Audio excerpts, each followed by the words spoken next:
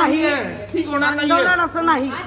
आज प्रभाग समितीच्या इलेक्शन गव्हर्नमेंटच्या गाईडलाईन प्रमाणे आम्हाला इथे फिजिकली घ्यायची, म्हणजे आम्ही मागितल्यामुळे परवानगी दिली, फिजिकली आम्ही घेतोय. तर इथे एमएसचा स्टाफ जो महापौरांचा आहे तो पण अपुरा, कोणीच नाही, फक्त एकच आमची PA आलेले आहे.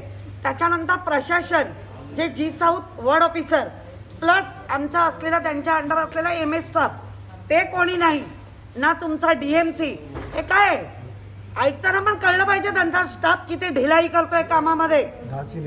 10ची निवडणूक आम्ही इथे 9ला आलोय, मग आम्हाला काळजी आणि तुम्हाला काहीच नाही. म्हणजे एवढं ढिलाई प्रशासन करायला लागले, का करतंय असं? त्यामुळे मी जाऊन बसली तरी तिथे DMC नाही ना प्रशासनाचा कोण. अशामुळे सगळे आता चिडलेत आणि आम्ही आता बसलोय आणि आमच्या पण वेळेला महत्व आहे.